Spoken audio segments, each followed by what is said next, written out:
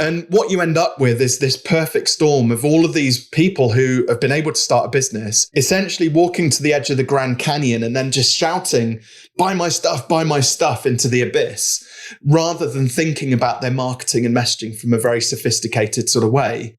Welcome to the podcast about communication in business. I'm your host, George Torok. Did you know that I'm known as the speech coach for executives? That's because I help business leaders deliver the intended message for greater success. And we do that through one-on-one coaching or group training for the team. When you listen to this podcast, you will hear advice and insights from communication experts from around the world. My guest today is Robin Waite. Here's 3 facts that I think you should know about Robin. 1, he has surfed 12-foot waves in Morocco. Whoa, those are big waves. 2, he's downhilled on his bicycle at 52.5 miles per hour over a 2-kilometer descent. Now, that is incredibly fast on a bicycle. It sounds like you do things that just scare the hell out of you. And 3, he has a Guinness World Record for taking part in the largest speed networking event at the time. Robin Waite, welcome to Your Intended Message. Thank you, George. It's a real pleasure to join you on the podcast today. Delighted to be talking with you. And I think 2 other pieces of information for guests that would be helpful to know. 1, you are founder of Fearless Business. And 2, you're author of the book. And Robin, let's start with the book. Take your shot, what that's about. Yeah, absolutely. So I started coaching in 2016 after selling my agency, and I used to run a marketing agency. So I informally started mentoring other agency owners because they got interested in how I managed to sort of build and sell an agency. And as part of that journey, I put on a webinar. And this guy showed up to the webinar. Well, there was about 80 people on it, but this guy called me about 5 minutes after the end of it, a guy called Russ, very excitable, praising, like he said, it was one of the best webinars he'd ever been on, and he wanted to work with me, and how do we get started? And I said, oh, great. Well, tell me about your agency.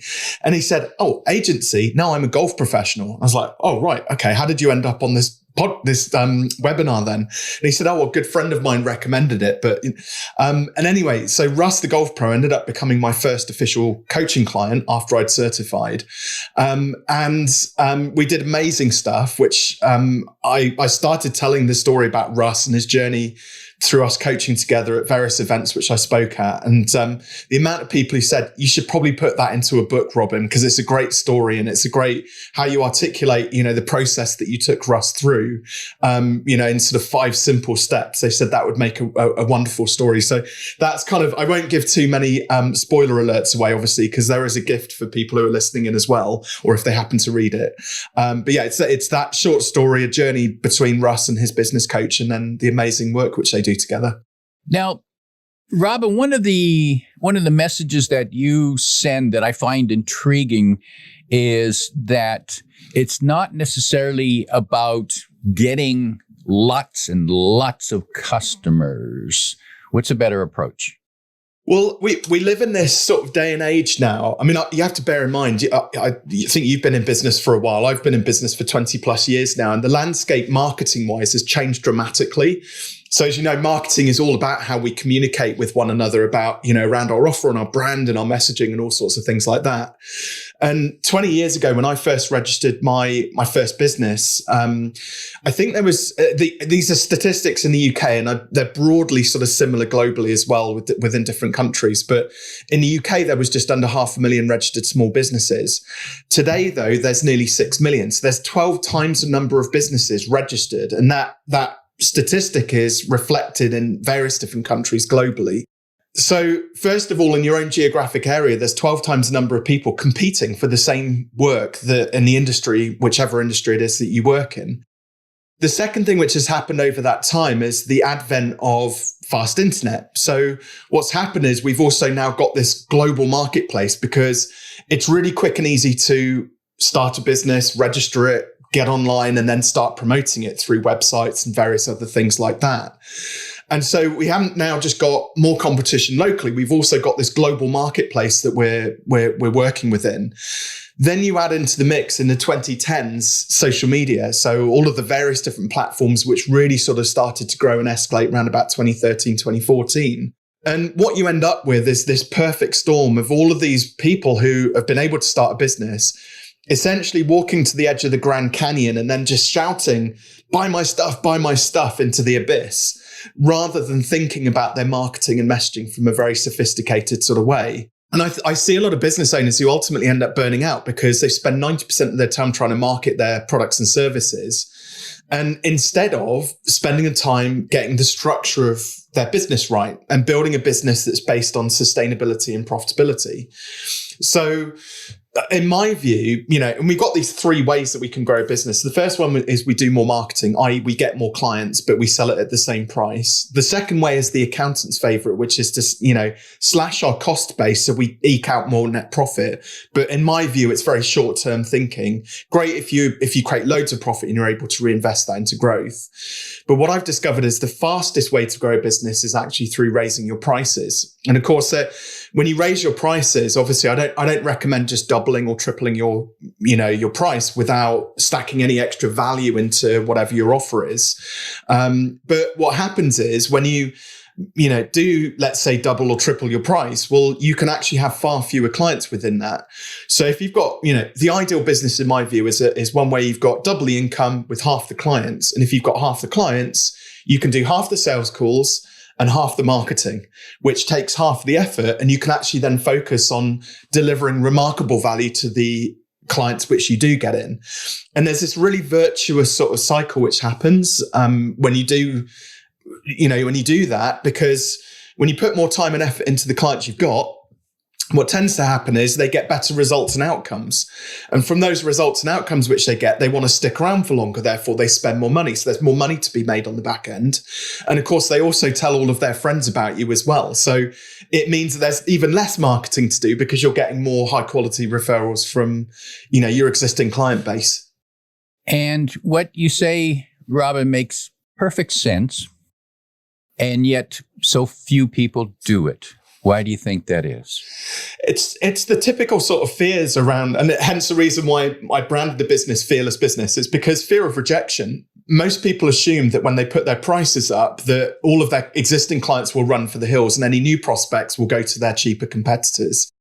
And I've gone and got as much data as I possibly can do about this. So in 9 years now that I've been coaching, I've worked with hundreds, well, possibly if not thousands of business owners. And it's very rare that you put your prices up and you don't end up less profitable. I think out of 750 businesses I've had through my program explicitly, we've only ever had 3 where raising prices has been problematic and they've ended up having to, well, typically what happens at that point, you have to restructure your offer so that it delivers a different kind of value to a potentially a different type of audience. So even then it was reparable. You could, once we put the prices up, change the audience, we were then able to get them into a place of profitability.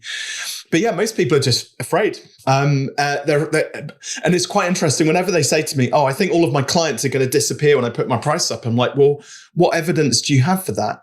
And they're like, I don't have any evidence. Because they haven't done it before because they've been too afraid. So, and again, I'm not, there are some businesses where you can sort of double, triple, quadruple your prices because these business owners have so vastly undersold themselves before that there's a massive gap in, what they can create for themselves. Most of the time though, we sort of go up in increments. So as somebody's confidence grows, let's say you're selling $1,000 product today. We're Robin and George agree that it's too cheap. So we're going to put our prices up and then we will gradually increment the numbers to a point where it's like just outside their comfort zone. So they might get to say $1,500 and you're like, great. Now what we want you to do is go and speak to 10 prospective clients and you're going to pitch all 10 of those a $1,500 offer. And near as damn it, I can guarantee that most people will convert something out of those 10 people. And the typical conversion rate is about 1 in 5 to 1 in 3. So you're talking like 2, 3 or 4 people out of the 10 will buy that new offer at the new price. And from there, then that person's like, oh, I'm a bit more confident now. So the fear is starting to ebb away. The fear is ever so slightly less than what it was before. And so they start to, at that point, you've learned everything you need to know about raising your prices. And so quite often I get messages from people like, oh, hey, Rob, you'll never guess what? I pitched the 10 people at 1,500 and 3 said yes. So I've already put my prices up to 1,800. So they've learned how to then go about, articulating their value better, mostly through sales conversations and practicing, like, because it's one of those things. I don't think many people realize this. They think that they have to have the same conversation when they raise their prices as they did previously. But if your offer is bigger and better and, creates a more remarkable outcome for your clients and the prices are higher, well, invariably that conversation does need to be different. Handled in a very different way, because it might be then that you are competing against somebody who is cheaper than you, or maybe the person who's investing in it is slightly more constrained around their budget, but they can see the value in it. So you just have to learn how to articulate your value around that offer. And so what I'm hearing is that when and if we consider raising our fees, our prices, we need to get used to accept the idea that we are simply sending the message that our value is worth more and that we are not going to be the low bidder. Yeah, that's exactly it. Most people, when you ask them like to almost justify their prices, what they tend to go down the route of is explaining what it is that they do. Right. So a humble web designer might say, oh, well, we build the best HTML standards compliant websites that are going to get found in Google and now talk to AI. So your site will get found in ChatGPT and all of that. So they'll talk about all the features of it, in the shopping cart and the blog and the things they're going to add onto it.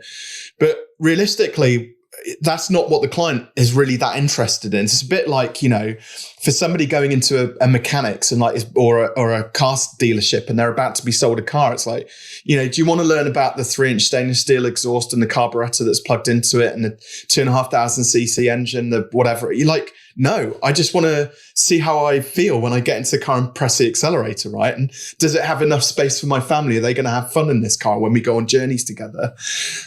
So we want to get out of feature selling and we want to shift more towards selling results and outcomes. So for the web designer, for example, that would be, we're going to generate 15 to 20 qualified leads for your business each and every month.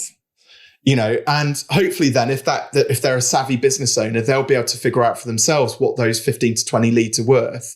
And I do always say to people as well, like when you raise your prices, what you've got to become a master of is helping the client to figure out what the ROI, the return on investment, is going to be when they buy your product or service. It's not what you do, it's the result of what you do. And so there's some really simple calculations which you can do in order to help people sort of figure that out. So even just understanding the basics, business basics, sort of finances of revenue, cost of sales and gross profit, overheads, and then, net profit at the end of it. If you've got somebody, let's say the web designer is selling a website to a coach, for example, well, if that coach charges $5,000, and the web designer can get them 15 leads a month and they have a 1 in 5 conversion rate, well, that's 3 clients, i.e. it's $15,000 income each month from that website which they've built. And I do genuinely believe that every business owner needs to figure out how to communicate that return on investment to their clients, or at least help them figure it out. There are some more intangible businesses where this is slightly harder. So there's a slight caveat here. So for example, a life coach who is helping people with confidence, it's like, well, how do you figure out an ROI on confidence, right? So there's a couple of things depending on their niche. It could be that maybe they're like a career coach. So the ROI could be, well, either getting that person a new job with a pay increase or getting a promotion at work up to managerial or directorship. And they get a high salary. It's just, that's one way of measuring the ROI. The ROI could also be in terms of their enjoyment of it. So, they might be enjoying their current role. They're like a 2 out of 10. It's awful. They have that Sunday night dread and they just want a job where they just really enjoy it and the money's not quite so important. So we'll work together for 90 days. And then at the end of it, hopefully you'll have a career or a job which you love. You'll be an 8, a 9, or even a 10 out of 10. So you can still help people to figure out what that ROI is going to be. It's just that it might not be intangible, it might be intangible and you might not be able to directly correlate it to pounds. And the other way of measuring ROI is time. So there could be services which people provide, which is, gonna save somebody more time. So a VA working for the director of a company, for example, if he's spending 20 hours a week in the business, out in the warehouse, helping to run the show, and then that VA can come in and take some of that, offload some of that work off that person, organizational work, and save them 15 hours a week. Well, how much would that 15 hours a week be worth then to the business overall? What could the director of that company do with that time, for example? So there are ways and means.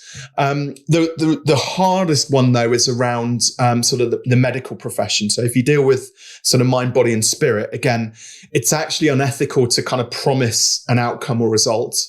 So, and I'm very, very against sort of, therapists giving money back guarantees based on results. However, there is also this thing called a perceived value guarantee. So again, it's like, if we get to the end of our work together and you genuinely feel like you haven't received value for money, let's have a discussion about it, because I want to make sure that you're happy at the end of this arrangement. But again, it's all based on those outcomes and results. Robin, when there are potential results, identifiable results, should we identify those results in our initial message to our prospects? Should we say, if you're looking for this, I can help, or if these are results that you're after, that's what I do? Is that a message we should send? Yeah, absolutely. And there's a really great exercise, really simple exercise actually, which you can do to help figure that out as well. So I call it the 99 problems exercise. So you open up a Google Doc with a bullet list and you write down 99 problems, pain points, and challenges that your clients experience. It's a really hard exercise. So I'll lay down the gauntlet. The fastest I've ever been able to get to 99 is 34 minutes. Most people will get to about 20, 30, 40 problems, and then they'll be scratching ahead because you've got to dig really deep to figure out the 99 biggest problems. And what that does is it then helps you to be able to communicate that in things like your marketing. If you do any, so I also recommend things called like an indoctrination sequence.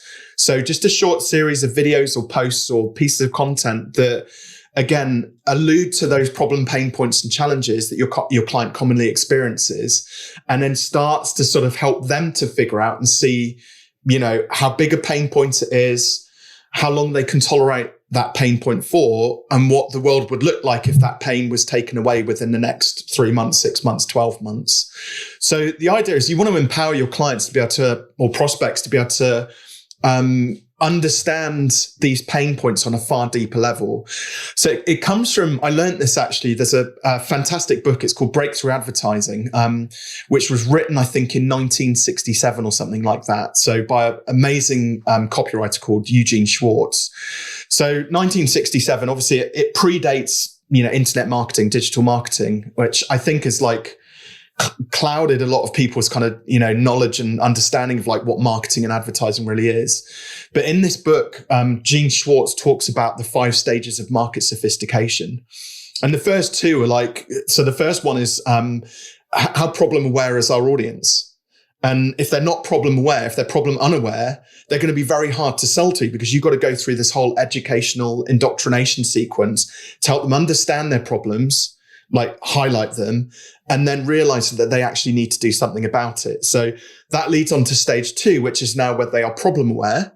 So they know that they're overweight, not making enough money in their business, whatever the problem, pain point, challenge is. And they know that now they want to fix that. So they're then looking for a solution. So at stage 2, they're problem aware, but solution unaware. Then we shift into stage 3, which is where we start to become solution aware. So if we were to stay with the weight loss thing, because it's just easy as a concept for most people. You can fix it with pills. You can have a fat loss injection. You can go on diets. You can go on an exercise regime. So there's lots of different solutions that you can start to identify. And then we go into that sort of matchmaking mindset where we're trying to figure out, well, which one of those solutions works best for me? Well, I don't like the idea of pills or injections, but I can see myself eating more healthily and maybe getting 10,000 steps in. So I'll try and find, but I'm not very good at holding myself to account. So I need a coach who maybe can help me do those things.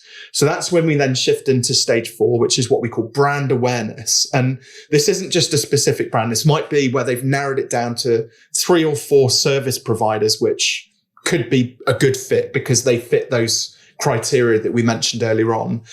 And then gradually they then hone in on that one person, that one solution or brand, where they then have the buying conversation. So this is the point where we're aware of the problems. We now know what the solution is. We figured out that whoever it is the best solution for us. And now we're going to start asking about what that solution is, how it works, and what the price is. So that's stage 5, where we sort of get into product and price awareness. And what happens is, I think in 2025, that book was written, 60 odd years ago.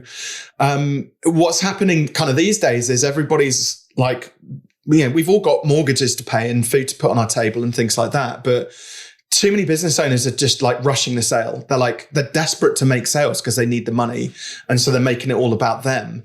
But if you noticed, each of those stages of the 5 stages of market sophistication is all about the prospect. It's all about the client and understanding their needs. And I think this is where a lot of business owners get their communication wrong these days. Because like I said, way back at the start, when you got all these people shouting into the abyss, well, that's social media. You only have to go onto Facebook or LinkedIn and see on your feed, pretty much every other post is like, look at me, look how amazing I am, buy my offer, buy my solution.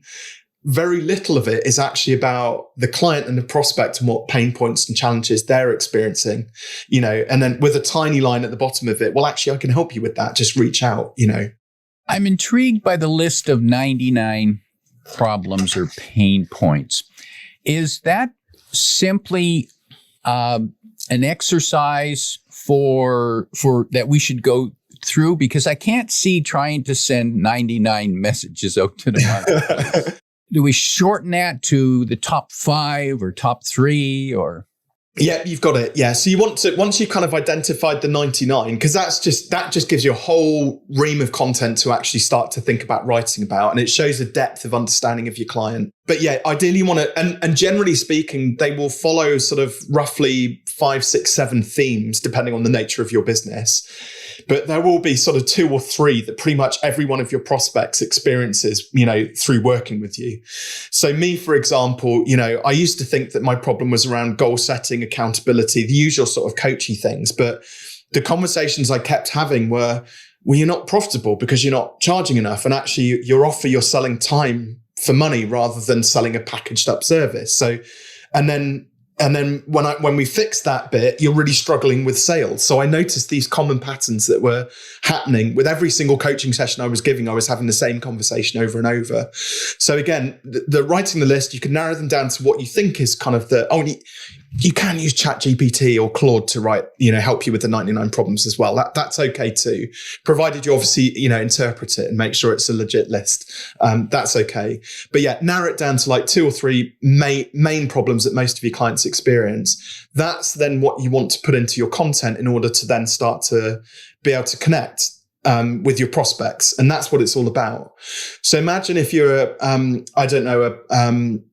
a marketeer who works for accountants, and you walk into a networking meeting, there's 100 people in the room. You can say, I help accountants to generate more leads because they don't have enough time, especially at January here in the UK when everybody's busy doing their, final tax returns for January the 31st. We help you have a holiday in January.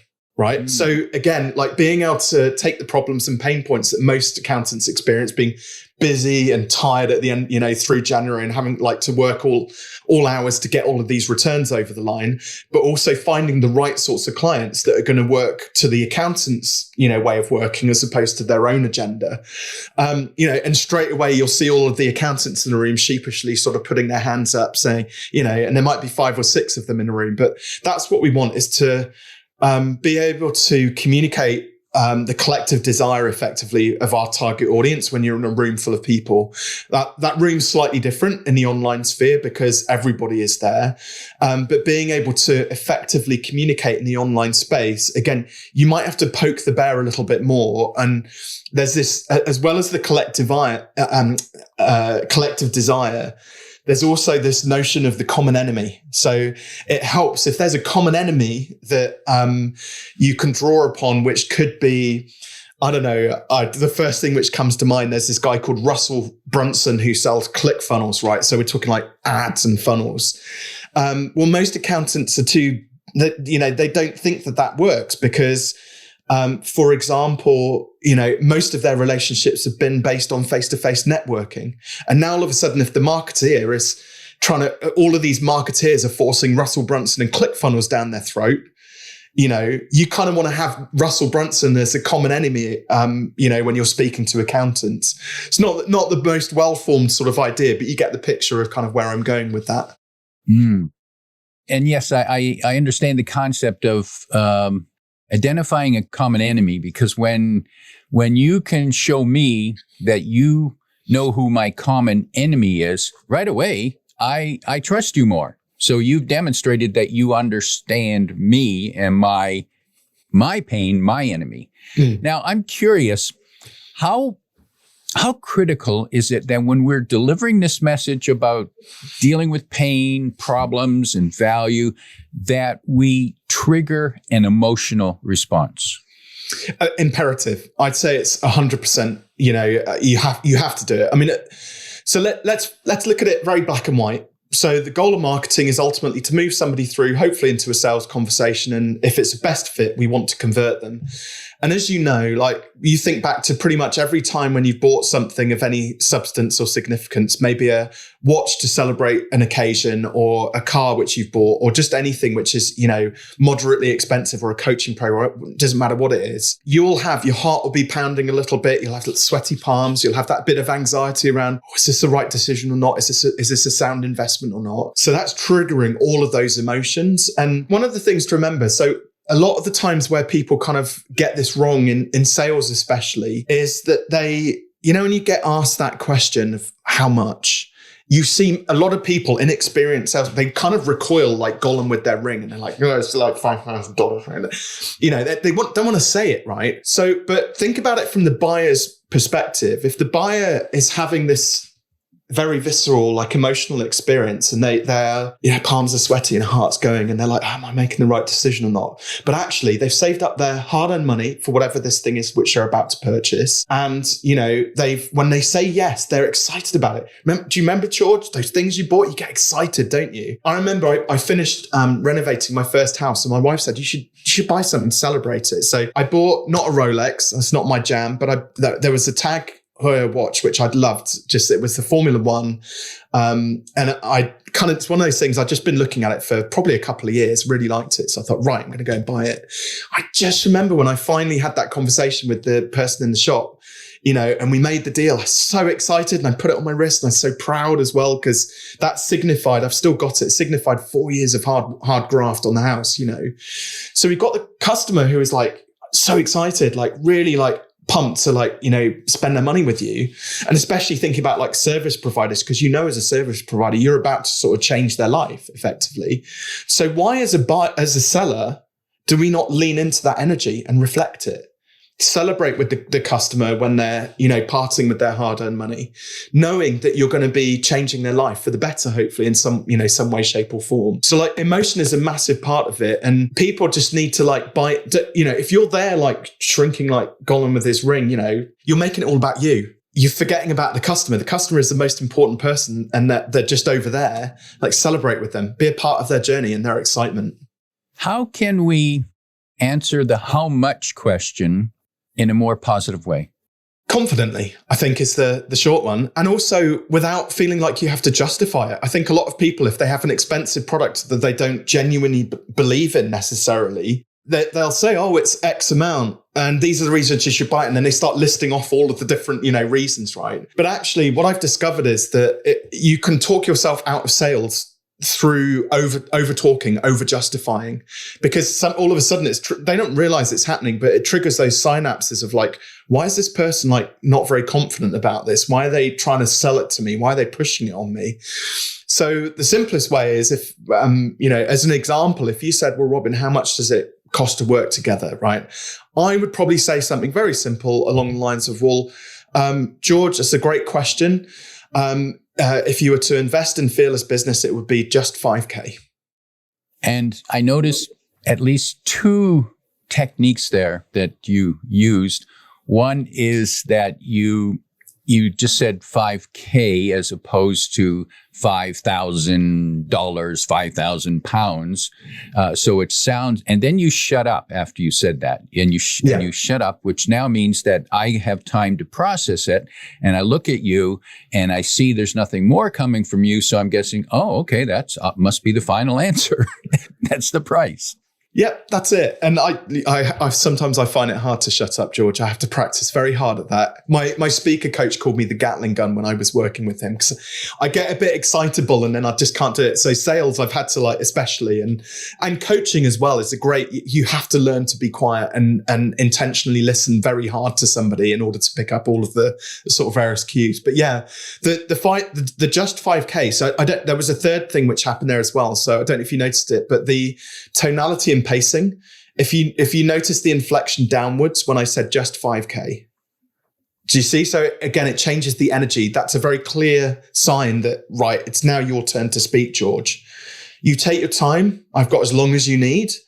And then you'll come up with whatever that thing is that's front and center of your mind, that question you've got, that concern or that anxiety or worry. You'll raise it. You might turn around and go, gosh, that's cheap. And I've had that before in the past, where I've sold a service. Oh my God, that's cheap. Yeah, let's do it. And you have that very positive, immediate response. There could be some really random things which pop up. It could be, great, thanks so much for that. And then they cut the call short, or thanks so much for that. Actually, I need to go and run it by my husband or my wife or our co-directors in the company. And so then you start to understand what other things aside from price are they considering when they're making their decision? So yeah, it's really important to kind of, let that sort of flow into this is what it is. Robin, you have a special offer for listeners. Let's tell them what that is. Yeah, absolutely. So I've got some signed copies, physical signed copies of the book just for your listeners, George. So if they want to get hold of a copy of that, head on over to fearless.biz/TYS for Take Your Shot. There is an option for postage on there if you want to. It's not, you don't have to pay for postage if you don't want to. It's completely optional. It just helps obviously with the cost for postage. But I literally ship them anywhere in the world. I think I've sent them to South Africa and to Brazil and to Mongolia and Australia, New Zealand, Canada, everywhere, all around the world. But that's available for all your listeners as well. And you can find that link in the description below. And yes, I ordered the book, and it's an easy read. It's a practical read, and worth reading and highlighting as you go through that. Great tips there. Robin, as we prepare to wrap up, you're sitting down with a service provider, a business service provider, and you're having a discussion about raising their fees, their prices. And you might have already said this already. If you could have 1, 2, or 3 pieces of advice for them, what would it be? So the first piece of advice I would have is to ask yourself, do you actually believe what you're thinking? Right? Because again, a lot of business owners, so we try and solve the pricing conundrum intellectually, but actually oftentimes our heart is telling us something else. And we get that sinking feeling if we give a price to somebody and it's too low. So be honest with yourself in here as to whether you feel you're being too cheap or not. The second thing is as well, pricing has bandwidth. A lot of people associate pricing with being very binary. So it's too cheap or too expensive. I'm in or out. It's a yes or a no. But actually, pricing is very fluid. So you could have you could be selling your product today for $1,000, but there could be somebody out there selling something similar for $20,000. So we've actually got a bandwidth here of 19,000 numbers that sit between 1,000 and 20,000, and we've got to figure out where your business, economically needs to stack up on what price you've got to serve, but also in here in your heart, do you really genuinely believe that, you're selling it for the right price, and is it too cheap? Quite often when we go through a process of kind of figuring out what that price point is, most people's heart price is 3 times the price of what they figure out intellectually. Okay. And so this leads on to the third sort of, piece of advice. If you were to say start at $1,000, just gradually increment that number in your mind until it gets uncomfortable. And you get a choice then. So let's say you go like $1,200 or $1,500, $1,800, you get to $2,500, and then you're like, you get that, knee jerk sort of gut reaction, right? We now know that we've got to present that offer either just below 2,500 or just above it, or around, is it just inside your comfort zone or just outside it? I prefer, being a fearless business coach, to get people to play just outside it, because that stretch, is what creates that learning experience. However, I'd say probably about a quarter of the people tend to sort of retreat back into just inside their comfort zone, which is fine. If you need that comfort blanket to enable you to be able to sell, that's absolutely fine as well. But the key thing is that we've raised the price. And then once you get out there, and I've found that when people they don't even have to sell anything, just hearing themselves pitch it and communicate that offer at the higher price point, that often just reinforces the fact they go, oh yeah, actually, I am worth that much. It just builds that confidence. And then next thing you know, they go and sell their project or course or coaching or whatever, whatever product or service it is which they're selling. Valuable advice. My guest today is Robin Waite, reminding you to sell outcomes and results. If you like what you heard, tell your friends and post your 5-star review on Apple Podcasts, because that helps more listeners find us. Come back every week for more practical insights to help you deliver your intended message. I'm your host, George Torok.